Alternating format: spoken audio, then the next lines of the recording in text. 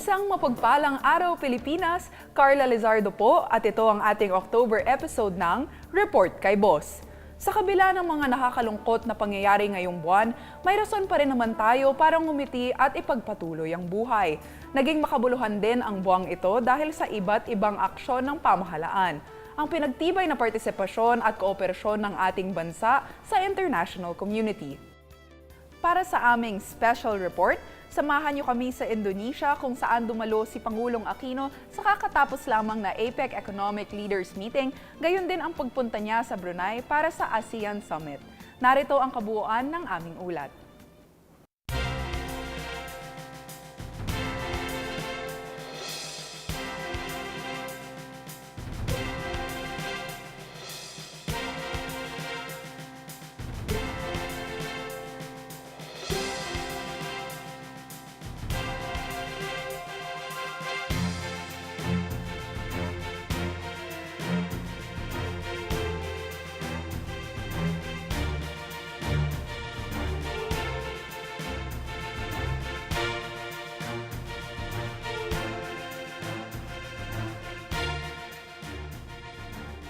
Mahalaga ang pakikipag-ugnayan ng Pilipinas sa mga karatig bansa natin sa Asia-Pasipiko, pati na rin sa Timog Silangang Asya. Nagdudulot ito ng matibay na pakikipag-ugnayan, magandang kalakalan, at malagong pamumuhunan na nagbibigay ng pagkakataon para mas mapaunlad ang ekonomiya ng bansa.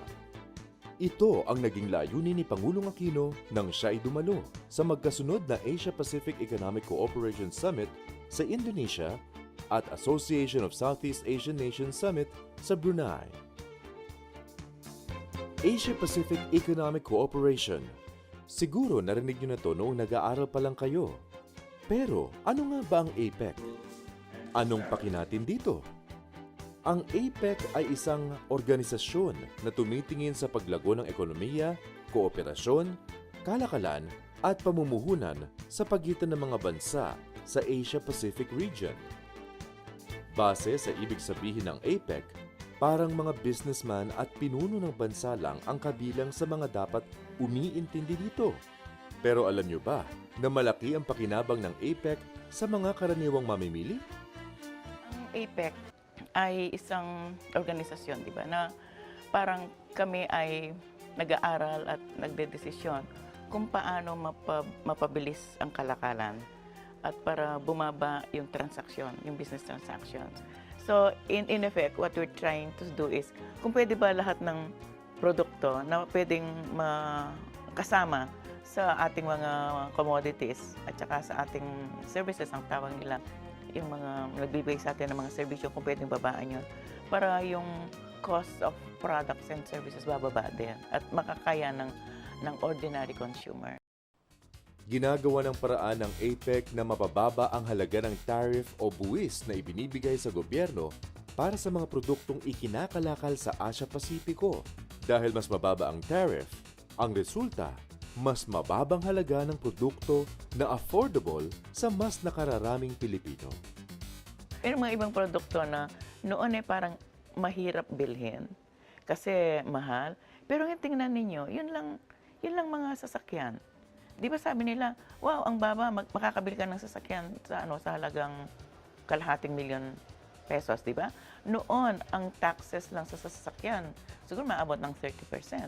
Eh ngayon, di ba, yung mababa na. Kaya kahit yung ordinary worker, pwede siyang kumuha ng car loan at makakabili na siya ng sasakyan. At uunlad din yung kanyang paghanap ng trabaho. Nito lang nakaraang 2 linggo, muling nakibahagi si Pangulong Aquino sa 21st Asia-Pacific Economic Cooperation Summit na ginanap sa Bali, Indonesia. Kasama ang 20 APEC country leaders, nagtipon sila para pag-usapan ang temang Resilient Asia-Pacific, Engine of Economic Growth. Hindi nag-aksaya ng panahon ang Pangulo sa unang araw niya sa Bali. Nagsalita siya sa APEC CEO Summit tungkol sa kung bakit nga ba mahalaga ang inclusive growth. Alam naman natin na simula pa lang ng administrasyon niya ay ito na ang isinusulong ni Pangulong Aquino. Why does inclusive growth matter? First, inclusiveness matters because it ensures the stability of societies and consequently the sustainability of growth. The equation for sustainability is also integral to a second, perhaps more important aspect.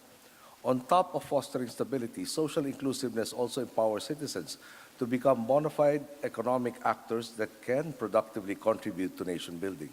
It allows them to buy into the system from which they can reap benefits. Ipinagmalaki dito ng Pangulo na ang gobyerno ng Pilipinas ay nakatuon sa paglalaan ng malaking budget para sa edukasyon, kalusugan at pagsugpo sa kahirapan. Bukod sa mga priority sectors na ito, sinabi rin ni Pangulong Aquino ang kahalagahan ng iba pang sektor ng pamahalaan sa pagpapatupad ng inclusive growth. In the Philippines, where urban development and industrialization have historically happened in pockets, even as the greater segment of the poor remain in rural areas, we have also exerted much effort in empowering sectors that will have the greatest impact as regards inclusiveness, namely agriculture, tourism, and infrastructure. Ang Pangulo ay dumalo sa dinner na inihanda sa kanya ng APEC CEO Summit pati sa plenary at breakout sessions ng APEC o APEC Business Advisory Council. Misyon niya sa mga pagtitipong ito na ipaabot na ang Pilipinas ay bukas para sa negosyo.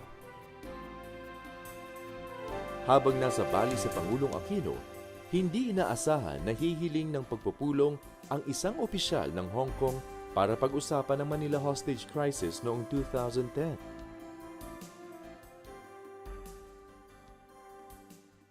Nagkaroon ng clarification as to what each side has been doing, why the perception of each side is such. So we're working on di ba, to put that behind us. Para doon rin, para mas nagkaintindihan ng konti.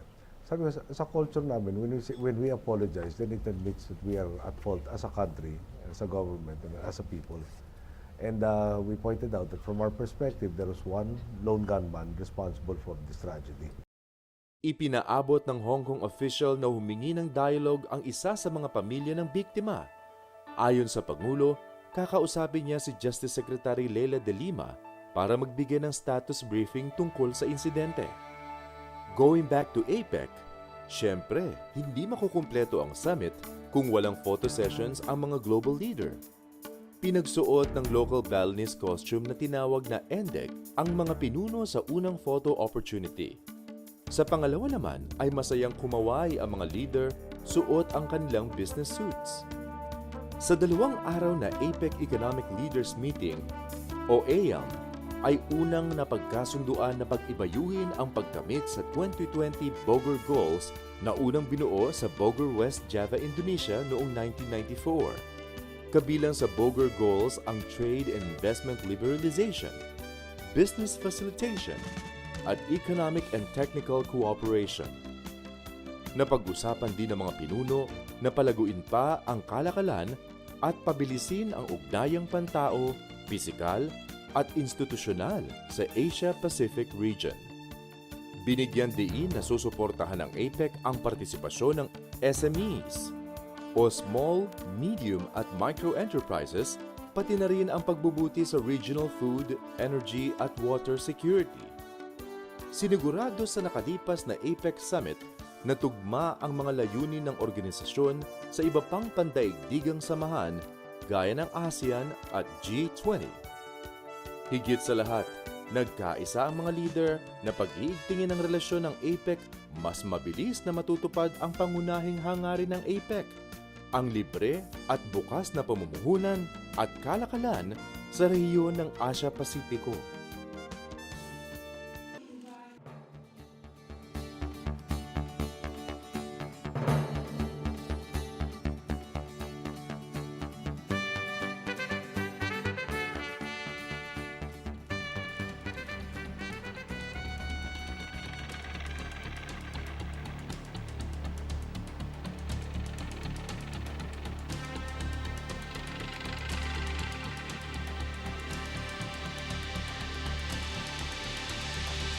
Mula sa Bali, Indonesia, dumiretso si Pangulong Benigno Aquino III sa Brunei Darussalam para sa kanyang partisipasyon sa 23rd Association of Southeast Asian Nations o ASEAN Summit and related summits. Napakahalaga na makilahok ang ating Pangulo sa ASEAN sa summit na ito Dahil unang-una, founding member tayo ng ASEAN at tinitingala ang Pilipinas bilang isang matibay na haligi ng ASEAN. Lalong-lalo na ngayon dahil tayo ang fastest growing economy in ASEAN. So, yung boses natin kailangan marinig. At ang pakikilahok din ng ating Pangulo ay isang hudyat na naniniwala siya na ang ASEAN ay may magagawa upang maiangat ang buhay ng ordinaryong mamamayan ng ASEAN. Hindi tayo pwedeng mawala sa ASEAN. Parang may palarong napaka-importante tapos yung most valuable player mo ay wala doon. Ganoon ka-importante na lumahok ang ating Pangulo sa pagtitipong ito sa 23rd ASEAN Summit. Sa loob ng 2 araw, naging produktibo at makabuluhan ang pakikipagpulong ni Pangulong Aquino kasama ang mga kapwa niya leader mula sa ASEAN member states at dialogue partners. Sa pamamagitan ng Regional Comprehensive Economic Partnership, naisulong ang pagsuporta sa maliliit na negosyo at ang pagpapabuti sa daloy ng kalakal ng mga bansa. Tinalakay din ng mga lider ang pagpapatibay sa kahandaan sa mga sakuna at ang seguridad ng mga Pilipino sa ibayong dagat. We also want to share. Hindi na tayo yung mendicant, pahingi-pahingi. Merong nagsabing isang author, sabi niya, we're a rich nation pretending to be poor. We're a rich nation. I also want to help the less developed members of ASEAN. Kasi kung tumataas ang antas ng ekonomiya ng iyong kapitbahay, darating ang araw, bibili ang kapitbahay mo na iyon sa'yo. No? So this is the essence of ASEAN integration and leveling of the playing field. You are not just helping them for helping sake, but you are helping them because you want to allow them to become your customer someday. No? So, who knows, ang Cambodia, Laos, Myanmar, Vietnam will be importing from the Philippines. Right now,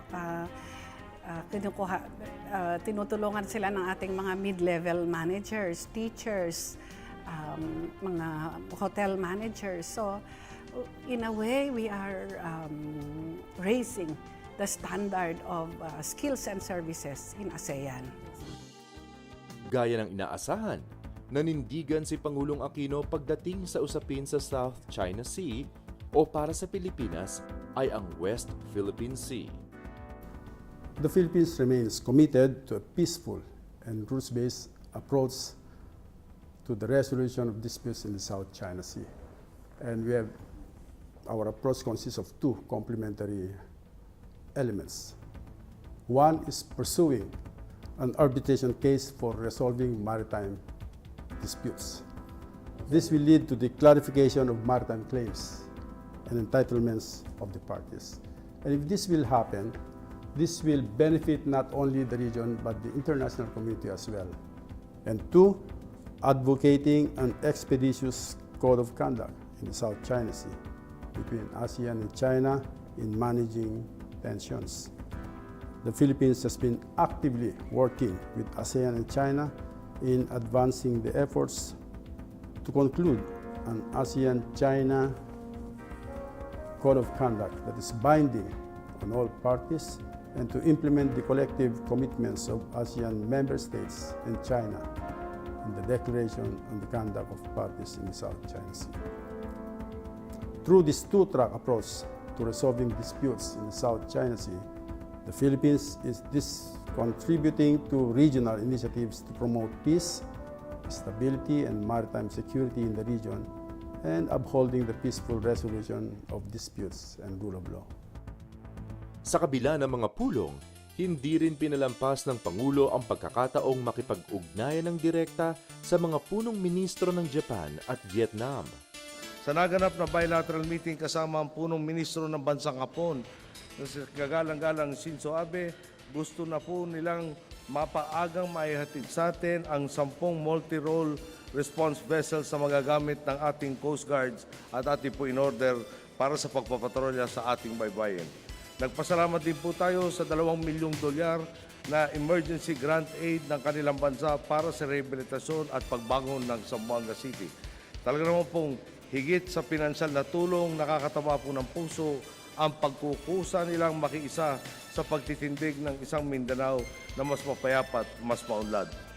Samantala, pinabatid naman ng punong ministro ng Vietnam na si Nguyen Tan Dung ang kanilang hangaring makipagtulungan sa pagpapalakas sa turismo at kalakalan sa pagitan ng ating mga bansa. Hindi na maikakaila ang lakas at linaw ng boses ng Pilipinas sa pandaigdigang entablado dahil na rin sa positibong transformasyon sa loob ng bansa na nagpataas ng ating imahen. Muling napatunayan sa pagtalo ni Pangulong Aquino sa APEC Leaders Meeting at ASEAN Summit na ang boses ng Pilipinas ay kinikilala, iginagalang at sinasang-ayunan ng marami. Ito ang boses na ginagamit ng Pangulo para isulong ang kapakanan at interes ng napakaraming Pilipino habang pinapanatili ang kooperasyon, pagkakaunawaan at diplomatikong relasyon sa iba't ibang mga bansa.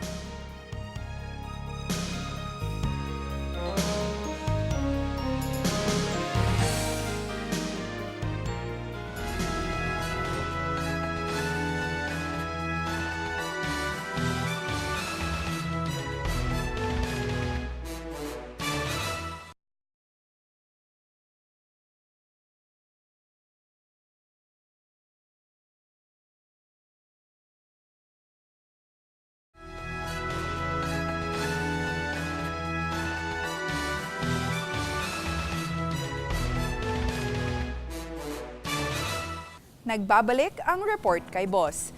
Tilang sa Indonesia at Brunei pinagtibay ang ating ugnayan sa mga bansa sa Asia at Asia-Pasipiko. Di rin pinalampas ng Pangulo ang imbitasyon ng bansang matagal na nating kaibigan at kaalyado. Tunghayan natin ang highlights ng pagbisita ni President Noy sa South Korea sa ikalawang bahagi ng aming special report.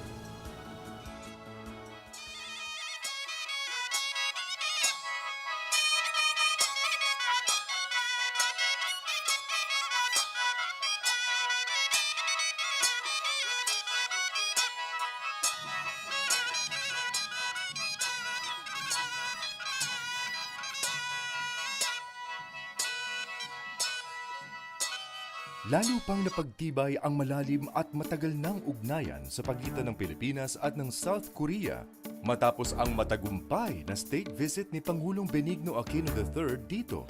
Sa anyaya ni Korean President Park Geun-hye, si Pangulong Aquino ang unang leader na nagsagawa ng isang state visit sa Korea.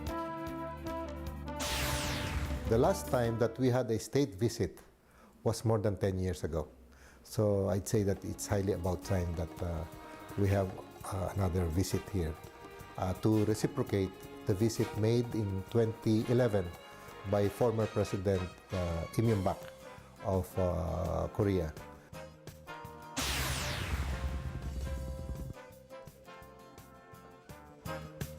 Sa pag-uusap ng dalawang lider, nagpahayag ng suporta si Pangulong Park sa isinusulong ng Pilipinas para mapanatili ang stabilidad at masolusyonan ang mga problema ng di pagkakaunawaan.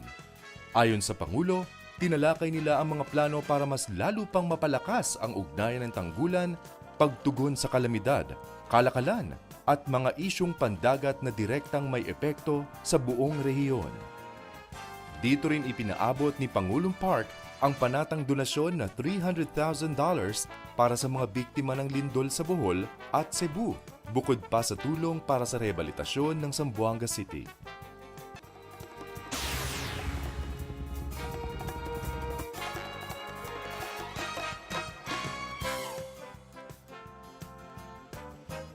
Bahagi rin ng state ceremonies ang pagsaksi ni Pangulong Aquino at ni Pangulong Park ang paglagda sa ilang kasunduan.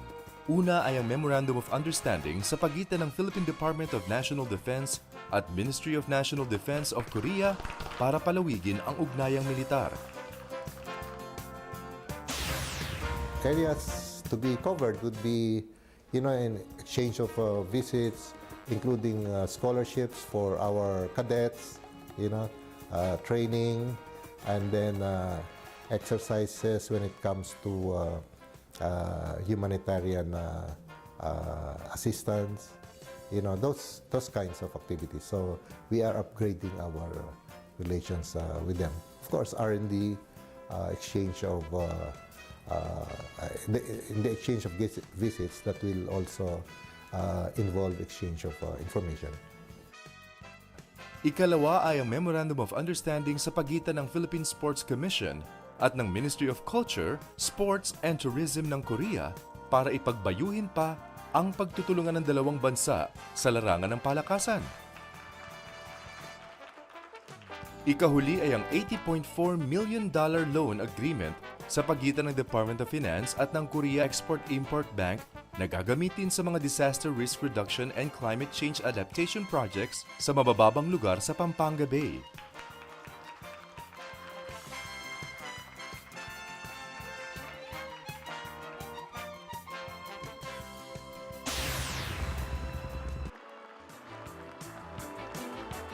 Tampok sa unang araw ng pagdalo ng Pangulo ay ang isang state dinner na handog ni Pangulong Park sa kanyang karangalan.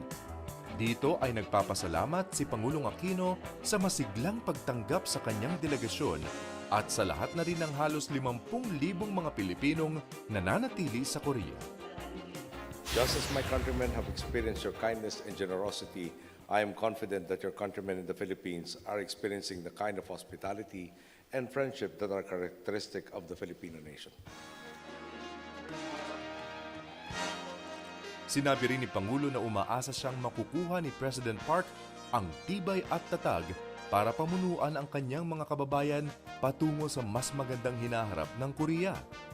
Sa tugon ng Korean leader, sinabi niyang nananatiling magkabalikat ang Pilipinas at Korea para sa pagsusulong ng kapayapaan, kapanatagan at pagtutulungan.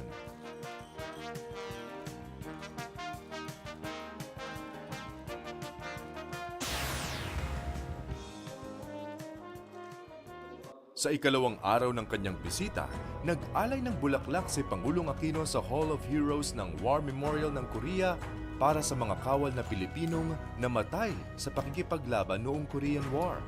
Dito rin niya tinanggap ang Plaque of Appreciation mula sa Korean Journalist Society at Korean War Correspondents Association para sa kagitingan at kontribusyon ng yumao niyang ama na naging isang war correspondent noong gyera. Ang Pilipinas ay kabilang sa 16 na bansang pinangunahan ng Estados Unidos na tumulong noong Korean War kontra sa mga komunista.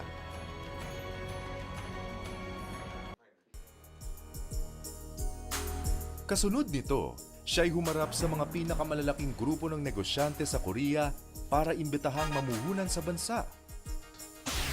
The province of the Philippines as an investment destination goes far beyond linguistic coincidence. Since my administration took office in July of 2010, my country has seen a large-scale turnaround in its fortunes, from being called the sick man of Asia to being referred to as the new Asian tiger or as Asia's bright spot. This drastic transformation is anchored on a simple idea, the same idea that our people voted for in the 2010 national elections. If we eliminate corruption, we can end poverty. Ayon sa Pangulo, pagdating ng taong 2015, papasok ang Pilipinas sa isang demographic sweet spot dahil karamihan sa mamamayang Pilipino ay tutuntong na sa working age.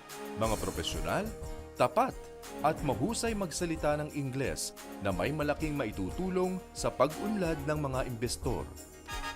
This situation, one that is conducive to business, will remain for the next 40 years. By 2019, we will enter another sweet spot. GDP per capita will hit around $6,000. Binigyang diin ng Pangulo na maraming Koreanong magpapatunay sa kakayanan ng mga Pinoy sa pagtatrabaho, maging ang mahigit sa 1 milyong turistang dumalaw sa Pilipinas noong 2012. Na tunay ngang, it's more fun in the Philippines. Isang mahalagang pagkakataon din na nakapulong ni Pangulong Aquino ang ilan sa prominenteng grupo ng negosyante sa Korea. Ang grupong Hanjin ay nagsabing palalawakin nila ang kanilang operasyon sa bansa para makipagsabayan sa pandaigdigang industriya ng shipbuilding. Gayun din ang Korea Electric Power Corporation na may planong magdagdag ng 3 coal-fire-powered plants na lilikha ng 700 megawatts at makapagpapalaki ng baseload capacity ng bansa. Ang grupong Lotse Hotels and Resorts ay may bagong hotel din na itatayo sa Central Visayas at ibang proyekto sa Metro Manila na aabot sa $1 billion na puhunan. Ang National Pension Service naman ng Korea ay may $50 bilyong na pondong maaaring i-invest kada taon. 20% nito ay handa nilang dalhin sa ibang bansa at kabilang ang Pilipinas na pinag-iisipan nilang pamuhunanan.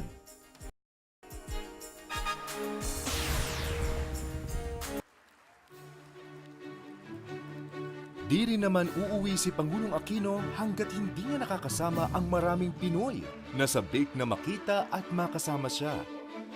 Dito niya iginawad ang Order of La Candula na may ranggong opisyal kay National Assembly Representative Jasmine Bacurnay Lee bilang pagkilala sa kanyang mga nagawa at pagsusulong ng karapatan ng mga migrante pati na ang multiculturalism.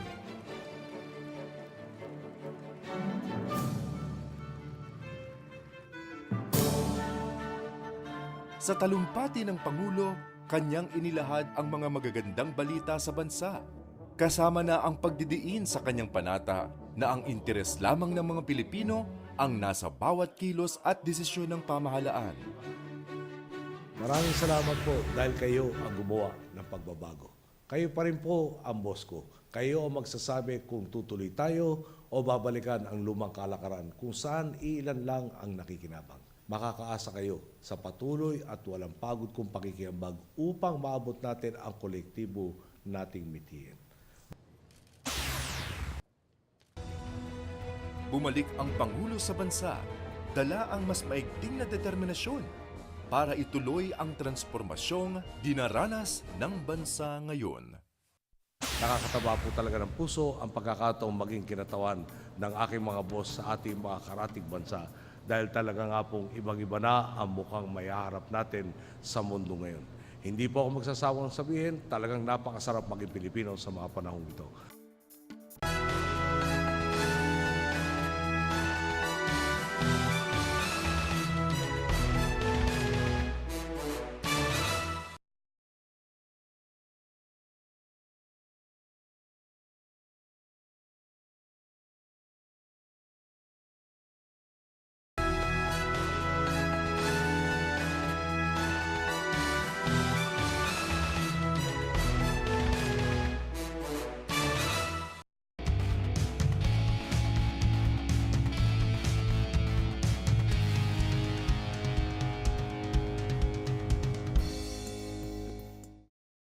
Inilunsad sa pangunguna ni Pangulong Aquino ang Southeast Asia-Japan Submarine Cable System sa Bonifacio Global City last September 27. Ang $400 million investment ng Globe Telecom ay sinasabing magbibigay ng superior connectivity sa Pilipinas at mga katabing bansa nito sa sukat na 9,000 kilometers underwater at capacity na 20 terabytes per second. Sabi ng Pangulo, hindi lang ang people-to-people connectivity ang paiigtingin ng SJC system, kundi maging ang business process outsourcing industry sa Pilipinas. Mas palalawakin din ito ang access sa iba't ibang government services tulad ng Project NOAA ng DOST at mga serbisyo ng MMDA at official gazettes. Hand in hand with your ongoing network modernization program, I am extremely confident that you will improve your services even more. It makes me optimistic that soon enough, other telecommunications companies will follow suit and help provide the nation seamless and reliable connectivity. Sa isang open forum kasama ang members ng Brotherhood of Christian Businessmen and Professionals, muling sinabi ni Pangulong Aquino na dapat nang tanggalin ang Priority Development Assistance Fund o PDAF matapos lumabas ang mga alegasyon tungkol sa pagsasamantala ng ilang public officials sa paggamit nito. Inilahad din niya ang mga bagong measures na sisimulan ng kanyang administrasyon sa pagre-resolve sa mga katiwalian sa loob ng Bureau of Customs. Ang ating pong tugon, reset button para sa ehensyang matagal nang naging muka ng katiwalian sa gobyerno. Napapaloob na po tayo sa panahon ng paglilinis at pagpapatibay sa ating sistema at proseso. Sa panahong nakakaharap na natin ang sangandaan na kung tama at tuwid ang ating pipiliin, ay dadalhin tayo sa tunay at makabuluhang transformasyon ng lipunan. Last October 14, naging abala si Pangulong Aquino sa pagharap sa mahahalagang bisita sa series of courtesy calls. Ipinagkaloob ng Pangulo kay outgoing U.S. Ambassador Harry Thomas Jr. ang Order of Sikatuna with the rank of Datu Katangiang Pilak bilang pagkilala sa kanyang kontribusyon sa pagpapatibay ng relasyon ng Pilipinas at Amerika. Pinarangalan din si Ambassador Thomas dahil sa mahalagang papel niya sa pagkakalagda ng 2011 Manila Declaration na nagpatibay sa United States-Philippines Defense Treaty sa pagkakabuo sa ilang mekanismo tulad ng Philippine-US Bilateral Strategic Dialogue at 2+2 Ministerial Consultations at sa kanyang pagtulong sa mga Pilipino sa panahon ng kalamidad tulad ng mga bagyong Pablo at Sendong. Nakipagpulong din si Pangulong Aquino kay Secretary General Raymond Benjamin ng International Civil Aviation Organization.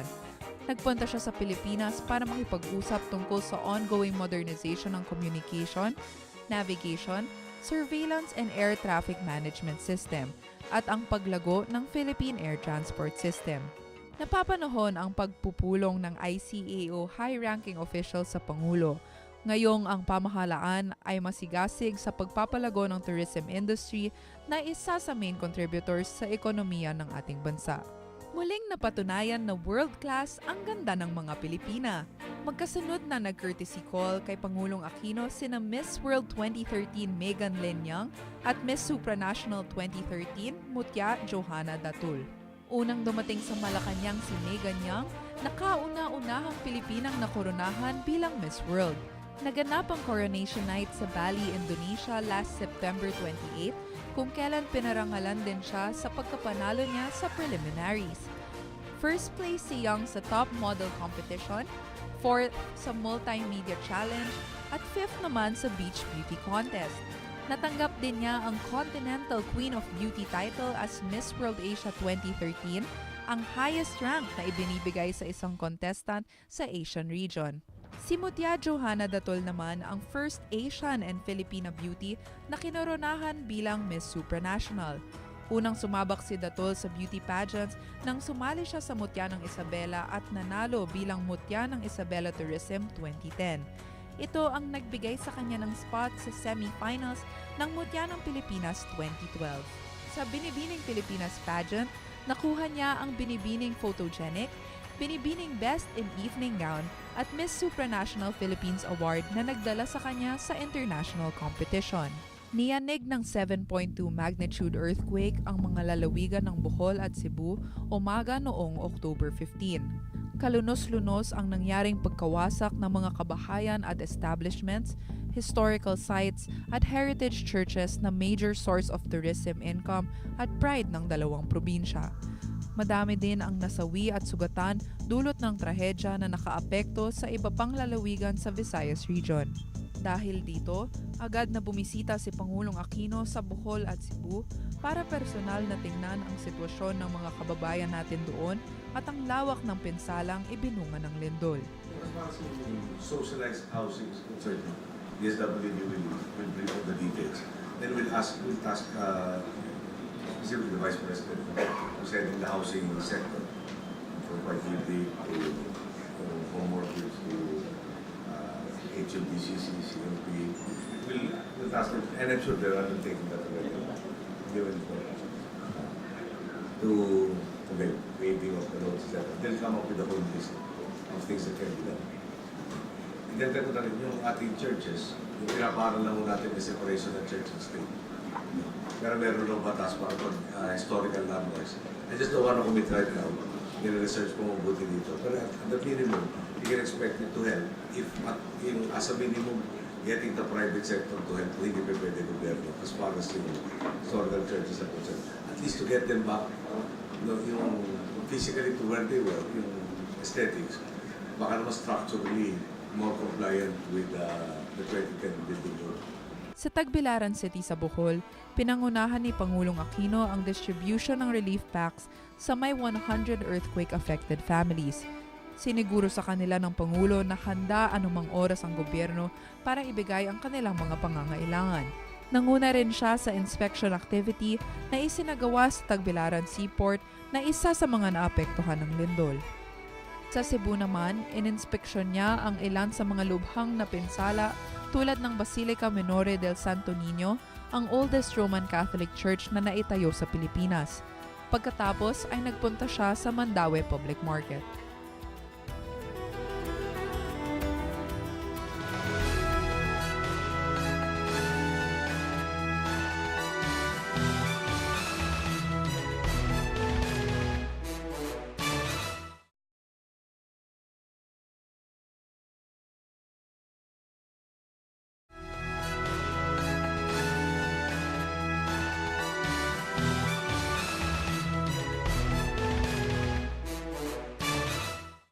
Sa bawat trahedya, tayong mga Pilipino ay nananatiling matatag sa pagharap sa hamon ng buhay, bumabangon sa pagkakadapa at bumubuo ng panibagong mga pangarap. At sa bawat malungkot na balita, asahan nating may uusbong na pag-asa sa puso ng mga ordinaryong Pilipino. Kapit sa pananampalataya at suporta ng mga mahal sa buhay. Abangan niyo po kami next month para sa panibagong episode ng Report kay Boss. Maaari niyong mapanood ang aming ibang episode sa rtvm.gov.ph at gusto rin namin magpasalamat sa Philippine Airlines at sa PLDT. Ako po si Carla Lizardo. Magandang gabi po sa inyong lahat.